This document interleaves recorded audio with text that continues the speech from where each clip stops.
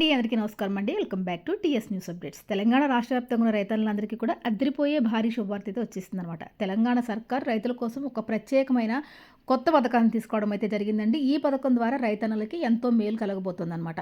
మరి ఆ పథకం వివరాలేంటి, ఎవరు అర్హులు, మరి ఎలాంటి రైతులు ఏ విధంగా అప్లై చేసుకోవాలి, ఏమేమి డాక్యుమెంట్స్ కావాలన్న పూర్తి సమాచారాన్ని ఈ వీడియోలో డీటెయిల్గా ఎక్స్ప్లెయిన్ చేస్తాను. నేను ఎక్కడ స్కిప్ చేయకుండా ఫస్ట్ నుంచి ఎండ్ వరకు చూడండి.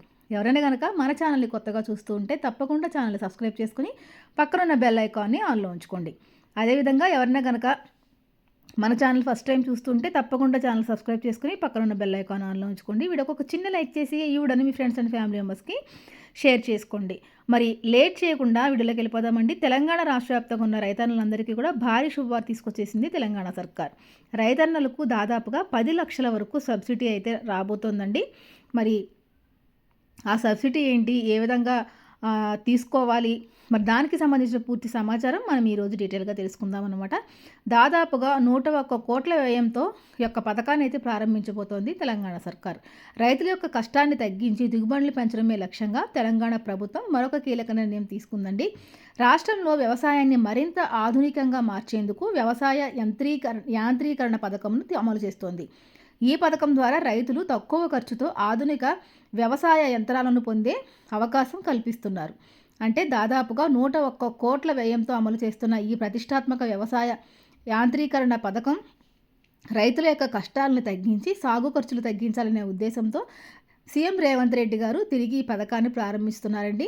ఈ పథకాన్ని అశ్వారపేటలో అధికారికంగా ప్రారంభించిన మంత్రి తుమ్మల నాగేశ్వరరావు ఎంపికైన 1.31 లక్షల మంది రైతులకు వారం రోజుల్లోనే ట్రాక్టర్లు, పవర్ టిల్లర్లు, స్ప్రేయర్లు వంటి ఆధునిక వ్యవసాయ పరికరాలను అందజేయబోతున్నట్లు ఆయన తెలపడం అయితే జరిగిందనమాట.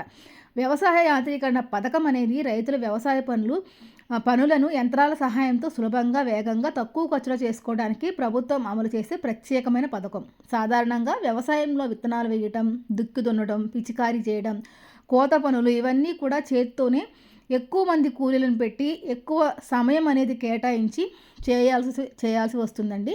ఆధునిక యంత్రాల వినియోగంతో రైతులపై ఉండే పనిభారం అనేది తగ్గుతుందన్నమాట.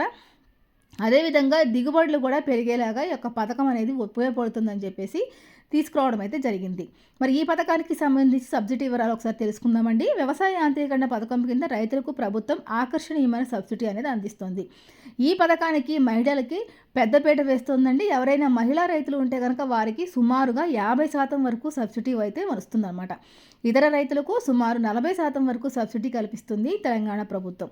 రైతులు ఆధునిక వ్యవసాయ యంత్రాలను తక్కువ ఖర్చుతో కొనుగోలు చేయాలనే ఉద్దేశంతో ప్రభుత్వం 100 కోట్ల రూపాయలను బడ్జెట్లో ఈ యొక్క పథకానికి కేటాయించడం జరిగిందండి. ఈ నిధుల ద్వారా రాష్ట్ర వ్యాప్తంగా లక్షలాది మంది రైతులు లబ్ధి పొందబోతున్నట్లు ప్రభుత్వం అంచనా వేస్తోంది.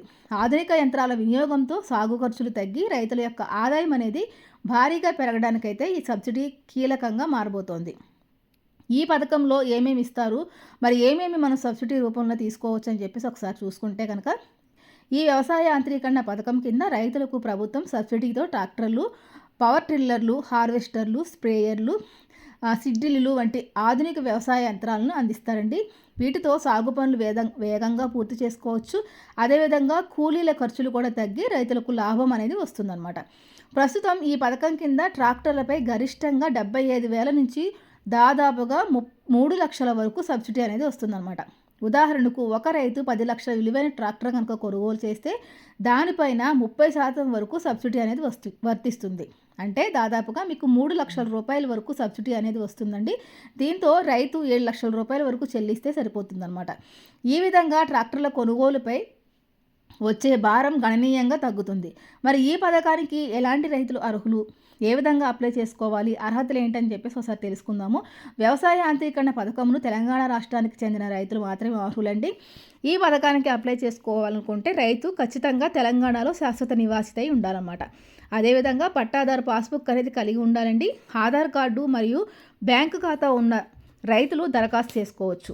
ఈ పథకంలో చిన్న సన్నకారు రైతులకు ప్రాధాన్యత ఇవ్వడంతో పాటుగా మహిళా రైతులకు ప్రత్యేకంగా అవకాశాలు అయితే ఇస్తారన్నమాట.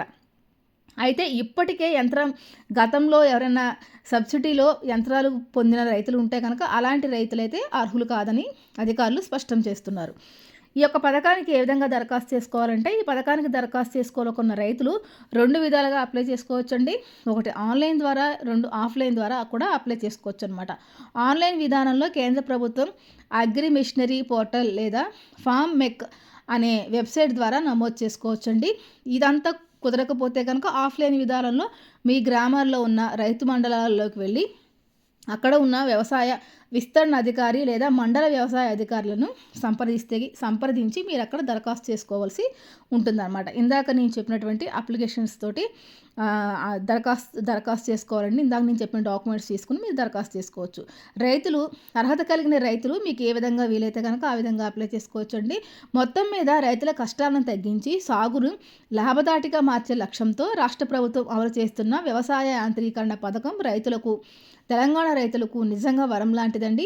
ఆధునిక యంత్రాల సహాయంతో తక్కువ ఖర్చుతో ఎక్కువ దిగుబడులు సాధించే అవకాశం ఈ పథకం ద్వారా ప్రతి రైతుకి కూడా లభిస్తుందన్నమాట. అర్హులైన రైతులు ఆలస్యం చేయకుండా మీ దగ్గరలో ఉన్న వ్యవసాయ శాఖ కార్యాలయాన్ని సంప్రదించి ఈ యొక్క అద్భుతమైన అవకాశాన్ని సద్వినియోగం చేసుకోవాలని చెప్పి ప్రభుత్వం అయితే చెప్తోందన్నమాట. కాబట్టి ఈ యొక్క సబ్సిడీ ద్వారా రైతులకు ఉపయోగపడే యంత్రాలన్నీ కూడా మీరు సబ్సిడీ రూపంలో తీసుకోవాలని చెప్పేసి గవర్నమెంట్ అయితే చెప్పడం అయితే జరుగుతుందన్నమాట. రైతులు ఎవరైనా ఉంటే కనుక ఈ విషయాన్ని షేర్ చేయండి. మరి రైతన్నలందరూ కూడా ఈ యొక్క పథకాన్ని అందరూ వినియోగించుకోవాలని చెప్పి ప్రభుత్వం అయితే చెప్తుందన్నమాట.